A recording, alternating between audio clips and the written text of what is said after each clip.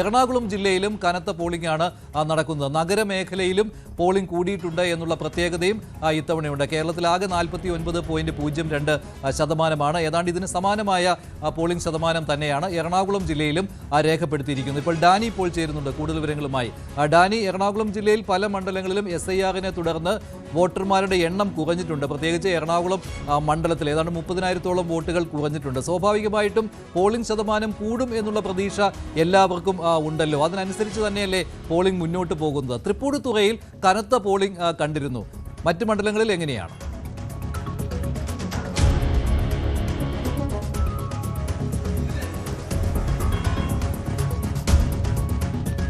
51.86% എറണാകുളം ജില്ലയിലെ പോളിംഗ് ഉയർന്നിട്ടുണ്ട്. സംസ്ഥാന ശരാശരിയേക്കാളും കൂടുതലാണ് എറണാകുളം ജില്ലയിലെ പോളിംഗ് എന്നുള്ള പ്രത്യേകതയുമുണ്ട്. 51.86% എറണാകുളം ജില്ലയിലെ ഇതുവരെയുള്ള ഒരു മണിവരെയുള്ള കണക്കാണിത്. കേരളത്തിൽ 49.02% എറണാകുളം ജില്ലയിൽ അത് 51.86%. അതിൽ തൃപ്പൂണിത്തുറയിലാണ് ഏറ്റവും ഉയർന്ന പോളിംഗ് രേഖപ്പെടുത്തിയിട്ടുള്ളത്. ഇതാണ് എറണാകുളം ജില്ലയിലെ കണക്ക്. മറ്റ് ചില സ്ഥലങ്ങളിൽ നിന്നുള്ള ചില വാർത്തകൾ വരുന്നത്, ചില അനിഷ്ട സംഭവങ്ങളും വരുന്നുണ്ട്.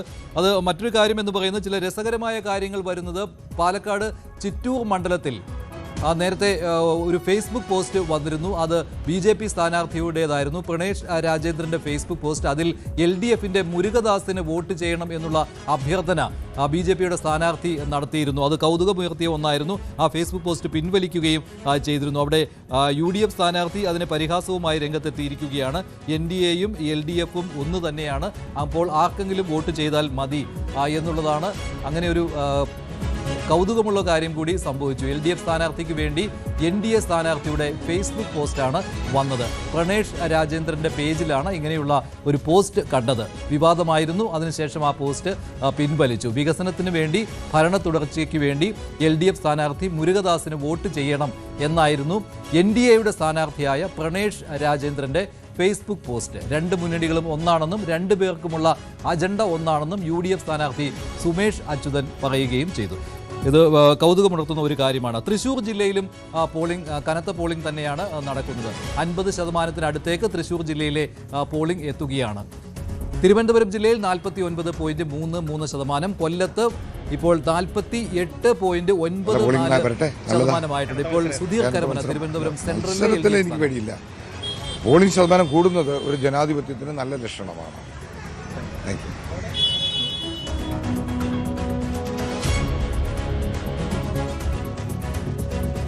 തൃശ്ശൂരിലെ വിവരങ്ങളുമായി ഡാനി ഇപ്പോൾ ചേരുകയാണ്. ഡാനി, തൃശ്ശൂരിൽ ഏത് മണ്ഡലത്തിലാണ് ഇപ്പോൾ കൂടുതൽ പോളിംഗ് ഉള്ളത്? ജില്ലയിൽ ആകെ എത്ര ശതമാനം പോളിംഗ് രേഖപ്പെടുത്തിയിട്ടുണ്ട്?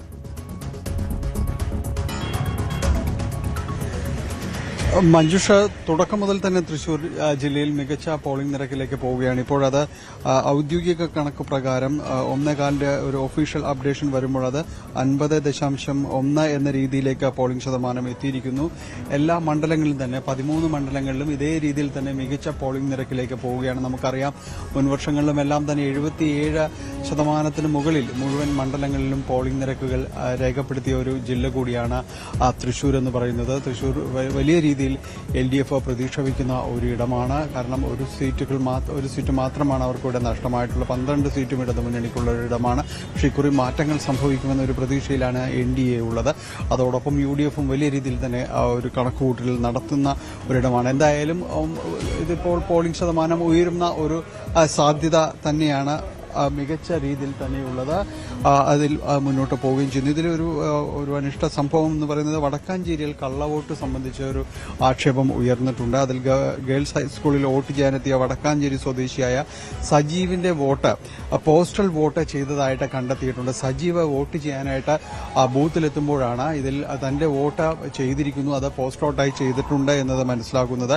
ഉടൻ BJP അവിടെ പ്രതിഷേധവുമായി രംഗത്ത് വരികയായിരുന്നു. അവരുടെ ഈ കള്ള വോട്ട് ചെയ്തതായിട്ട് ആക്ഷേപം ഉന്നയിക്കുകയും അവിടെ പ്രതിഷേധം സംഘടിപ്പിക്കുകയും എല്ലാം തന്നെ ചെയ്തിരുന്നു. അതോടൊപ്പം തന്നെയാണ് മണലൂരും ചില വാക്കുതർക്കങ്ങൾ ഉണ്ടായതായി പറയുന്ന മണലൂരിൽ നേരത്തെ കിറ്റ് വിവാദവുമായി ബന്ധപ്പെട്ടുകൊണ്ട് കോൺഗ്രസും BJPയും NDAയും എല്ലാം നേർക്കുനേർ വലിയ രീതിയിൽ വാക്കേറ്റങ്ങൾ ഉണ്ടായ ഒരിടമാണ് മണലൂർ എന്ന് പറയുന്നത്. ഏതായാലും അങ്ങനെയുള്ള ഒരു വാക്കുതർക്കങ്ങളുടെ ഒരു ഭൂമിക കൂടിയാണ് മണലൂർ എന്ന് പറയുന്ന ഒരു സംഘർഷ സാധ്യത നിലനിൽക്കുന്നു എന്നതാണ് പോലീസും ചൂണ്ടിക്കാണിക്കുന്നത്. ഈ രണ്ട് സംഭവങ്ങളാണ് ജില്ലയിൽ നിന്ന് ഇത് ഉണ്ടായിട്ടുള്ളത്. ഒരു ഭാഗത്ത് വടക്കാഞ്ചേരിയിൽ BJPയുടെ ഒരു പ്രതിഷേധവും കാണുന്നു. നമ്മളിപ്പോൾ വടക്കാഞ്ചേരിയിലാണ്. വടക്കാഞ്ചേരിയിൽ മികച്ച രീതിയിൽ തന്നെയാണ് മറ്റ് മണ്ഡലങ്ങളിൽ എന്ന പോലെ തന്നെ മികച്ച രീതിയിൽ തന്നെയാണ് പോളിംഗ്. ഡാനിപ്പോൾ തൃശ്ശൂരിലെ വിവരങ്ങൾ തന്നെയാണ് നൽകിയത്. 50.13 50% മുകളിലേക്ക് പോളിംഗ് ഉയരുകയാണ് തൃശ്ശൂർ ജില്ലയിൽ. ഇപ്പോൾ ധർമ്മടത്തെ UDF സ്ഥാനാർത്ഥി VP അബ്ദുൾ റഷീദ് അദ്ദേഹം പോലീസിനൊരു പരാതി കൊടുത്തിട്ടുണ്ട്. VP അബ്ദുൾ റഷീദിനെ LDFന്റെ പ്രവർത്തകർ തടഞ്ഞുവെച്ചു എന്നുള്ളതാണ് അദ്ദേഹത്തിന്റെ പരാതി. അതുമാത്രമല്ല വധഭീഷണി മുഴക്കി എന്നുള്ളതാണ്. CPM പ്രവർത്തകർക്കെതിരെ നടപടി സ്വീകരിക്കുന്നതിന് വേണ്ടിയാണ് എടക്കാട് പോലീസിൽ പരാതി നൽകിയിരിക്കുന്നത്. ധർമ്മടത്തെ മുഖ്യമന്ത്രി പിണറായി വിജയൻ മത്സരിക്കുന്ന ധർമ്മടത്തെ UDF സ്ഥാനാർത്ഥി VP അബ്ദുൾ റഷീദ് പരാതി നൽകിയിരിക്കുന്നത്. ഇന്ന് രാവിലെ 11:30 തന്നെ ചില CPM പ്രവർത്തകർ തടഞ്ഞുവെക്കുകയും വധഭീഷണി മുഴക്കുകയും ചെയ്തത് എന്ന് അദ്ദേഹം പോലീസിൽ പരാതി നൽകിയിരിക്കുന്നു. ഇങ്ങനെയുള്ള അനിഷ്ട സംഭവങ്ങൾ സംസ്ഥാനത്തിന്റെ ചിലയിടങ്ങളിൽ ഉണ്ട്. ഇതേക്കുറിച്ചുള്ള പരാതികളും ഉയർന്നു വന്നിട്ടുണ്ട്. കാസർഗോഡ് ജില്ലയിലും മികച്ച പോളിംഗ് തന്നെയാണ്. 50% പോളിംഗ് അടുക്കുന്നു. കണ്ണൂർ ജില്ലയിൽ 48.22% അതിൽ പയ്യന്നൂർ, തളിപ്പറമ്പ് തുടങ്ങിയ മേഖലകളിൽ 50% മുകളിലേക്ക് പോളിംഗ് ഉയർന്നു കഴിഞ്ഞു എന്നുള്ള പ്രത്യേകതയും ഉണ്ട്. അങ്ങനെ സംസ്ഥാനത്തെ ആകെ നോക്കുകയാണെങ്കിൽ 50% പോളിംഗ് എന്ന് തന്നെ പറയാവുന്ന രീതിയിലേക്ക് കാര്യങ്ങൾ എത്തിയിരിക്കുകയാണ്. ഉച്ചയ്ക്ക് ശേഷം ഇനി ബാക്കിയുള്ള മണിക്കൂറുകളിൽ കൂടുതൽ വോട്ടർമാർ എത്തും. എന്തായാലും 80% മുകളിലേക്ക് പോളിംഗ് എത്തുവാനുള്ള സാധ്യതയാണ് ഇപ്പോൾ കാണുന്നത്. പെരിന്തൽമണ്ണയിൽ, മലപ്പുറം ജില്ലയിൽ അവിടെയും ചില പ്രശ്നമുണ്ട്. പെരിന്തൽമണ്ണ ഖാദർ മൊല്ല സ്കൂളിൽ BLOയും പോലീസുമായി വാക്കേറ്റമുണ്ടായി. തിരിച്ചറിയൽ സ്ഥലത്ത് നേരിയ സംഘർഷവും അവിടെ ഉണ്ടായിട്ടുണ്ട്.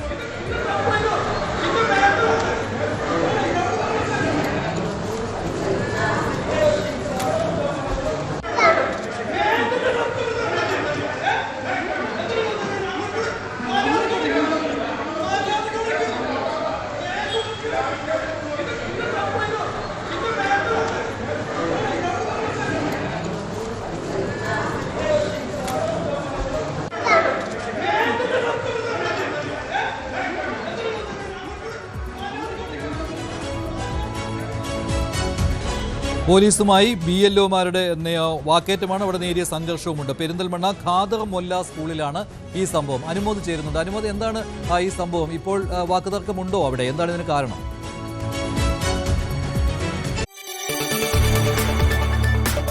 കൂടുതൽ വാർത്തകൾക്ക് News 18 Keralam YouTube channel subscribe ചെയ്യുക.